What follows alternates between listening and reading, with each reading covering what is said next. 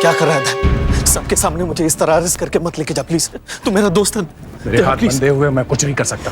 मैंने तुझसे पहले भी कहा था, अगर हमें पता चला कि तुमने कुछ किया है तो मैं तुम्हारी कोई मदद नहीं कर सकता। दया प्लीज। अगर एक बार आप इन्हें गिरफ्तार करके लेकर गए तो इनको छुड़ाना मुश्किल हो जाएगा, हम बर्बाद हो जाएंगे। अब क्या कर सकते हैं? आप बहुत कुछ कर सकते हैं। आप इन्हें बिना गिरफ्तार किए भी तो अपनी तहकीकात कर सकते हैं ना। हम कहीं भागे थोड़ी ना जा रहे हैं। दया, सब लोग देख रहे हैं, मेरी इज्जत मिट्टी में मिल जाएगी प्लीज। और अगर बाद में आपको पता चला कि एक खून नहीं आत्महत्या है तो फिर क्या होगा? शमन, ये एक मर्डर का मामला है। मगर मर्डर हुआ कहाँ है? मर्डर ही हुआ है। ये सब आप ही की वजह से हुआ है। किसी की वजह से नहीं हुआ है। टेरेस पे बैठ के दारू पीना क्या बड़ी इज्जत का काम है? बार बार इज्जत की बात कर रहे हैं। ये एक मौत का मामला है, इसमें कुछ नहीं किया जा सकता।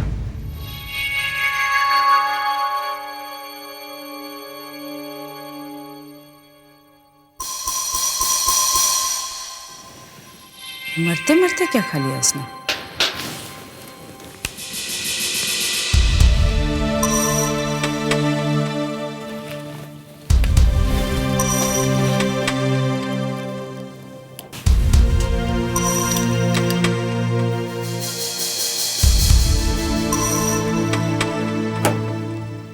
Hello doctor Anjalika.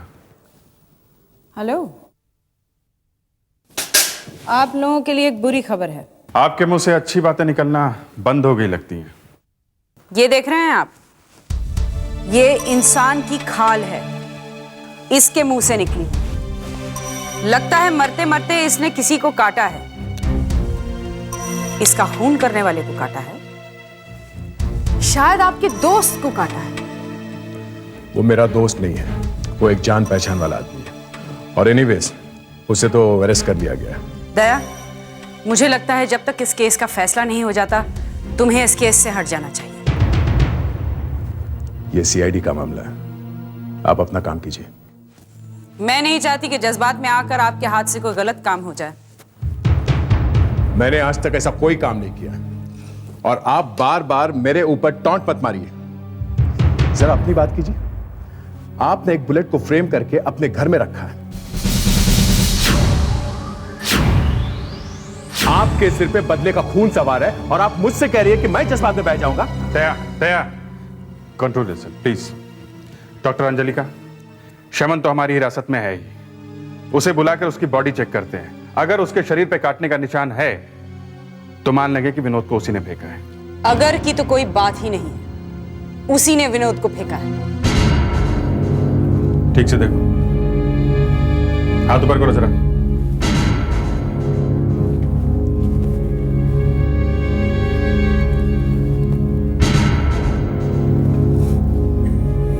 Doctor Anjalika, no bite marks. No bite marks? हाँ, कोई निशान नहीं है डॉक्टर। तो फिर मरने वाले ने काटा किसको? वो तो ढूंढना पड़ेगा कि किसको काटा है, मगर वो ये नहीं है। और शायद इसका मतलब ये हुआ कि खूनी ये नहीं है। ये नहीं हो सकता। हो सकता है। हमने जो पुतले वुतले गिराए थे ऊपर से ये देखने के लिए कि क्या हुआ होगा, वो सही था। उसे ये पता लगा था कि शायद ये आत्महत्या है। ये आत्महत्या नहीं है, इसी ने मारा है। इसके घर में जो कांच के टुकड़े मिले थे उस पे खून लगा हुआ था, पैरापेट पे खून लगा हुआ था जो साफ किया गया है। और नेबर ने बताया है कि दोनों का आपस में झगड़ा हुआ था। इसे बाहर लेके जाओ। चलो।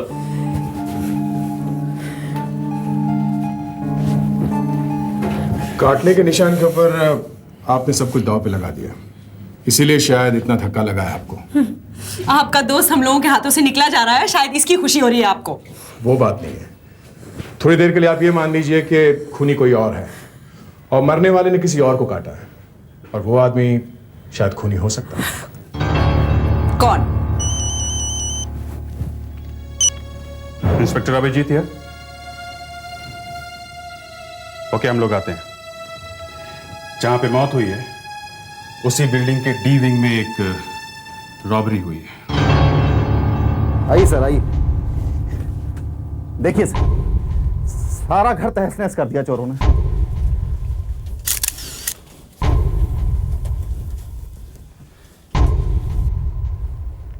क्या क्या गया है? सारी ज्वेलरी थी, 3 लाख रुपए थे, वो भी गए। कितने दिन के लिए बाहर गए थे आप लोग? 2 दिन के लिए गए थे। चोरों को पता कैसे चला कि आप लोग घर में नहीं हैं? मालूम नहीं सर। सर हम तो किसी को बताकर भी नहीं गए थे, और हमारा नौकर भी था। नौकर भी था? जी। वो कहाँ है? हम जब वापस आए तो घर खुला पड़ा था और वो गायब है। उसका कोई फोटो वोटो है आपके पास? हाँ, फोटो है। कितने सालों से काम कर रहा है वो आपके साथ? करीब 4 साल से। पहले कभी ऐसी चोरी वोरी की है उसने? नहीं तो फिर कैसे कह सकते हैं कि ये चोरी उसने की है? मैडम, हम थोड़े ही कह रहे हैं, वो तो ये साहब बोल रहे हैं। उसने चोरी नहीं की है तो कहाँ है वो? वो हो सकता है कहीं चला गया हो। डॉक्टर अंजलिका, 2-3 केमिकल्स मिलाने से हर बात का जवाब नहीं मिल जाता है। कई बार हमें खोद के निकालना पड़ता है। वो सर्वेंट कहाँ गया होगा, क्या आप बता सकती हैं? नहीं। दया, वॉचमैन से पूछताछ करनी होगी। नहीं साहब, हमने टमोरी को यहाँ कल कहीं भी नहीं देखा है। बिल्कुल भी नहीं? बिल्कुल नहीं देखा साहब। आखिरी बार कब देखा था तुमने उसे?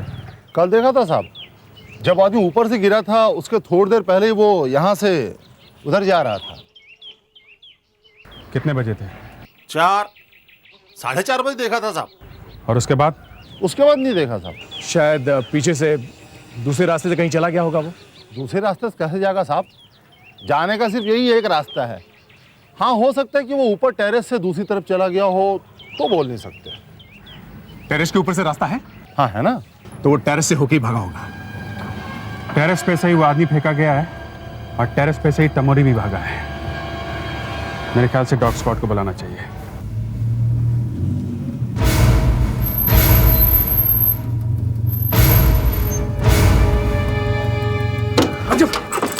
इसे चोर की शर्ट सुंघाओ। अब देखते हैं टमोरी किस तरफ भागा है।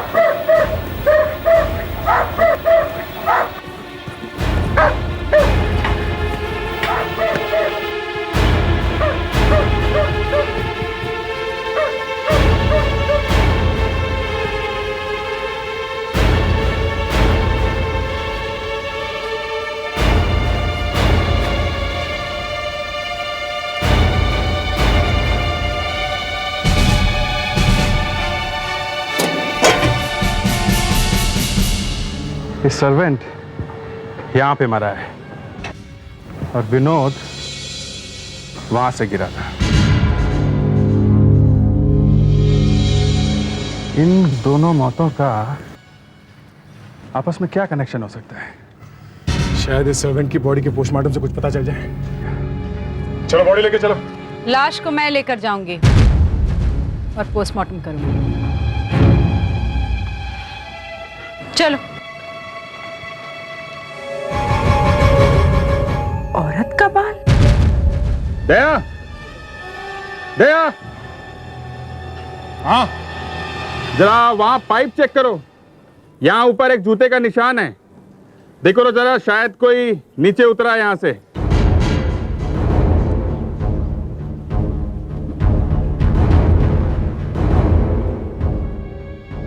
लगता है कोई यहां पाइप से नीचे उतरा है, देखो जरा।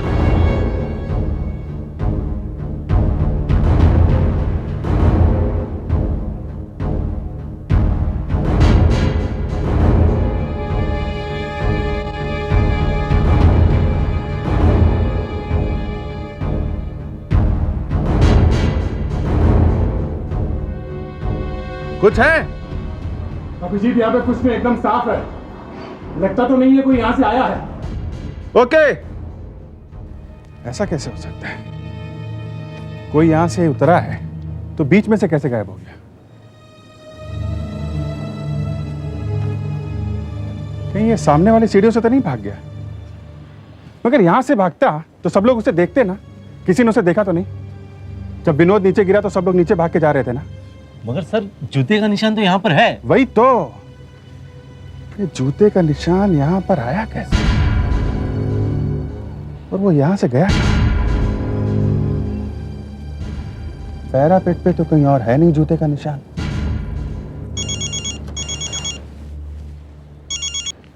जी डॉक्टर अंजलिका, और कोई बुरी खबर है क्या? आपने तो कसम ही खा ली है कि हम लोगों को रास्ता दिखा के ही छोड़ेंगे। यस डॉक्टर अंजलिका, अब और क्या बुरी खबर है? इस बार बुरी खबर मेरी तरफ से नहीं आ रही है, इस नौकर की तरफ से आ रही है। क्या? हाँ, ये नौकर दोपहर को 2 बजे ही मर गया था। दोपहर के 2 बजे? हाँ, और विनोद मरा था रात को 10 बजे, ठीक? इसका मतलब? इसका मतलब ऐसा लगता है कि दोनों को 2 अलग अलग लोगों ने मारा है। Oh no. माना ये दोनों अलग अलग टाइम पे मरे हैं, पर इनको मारने वाला एक हो सकता है। कैसे?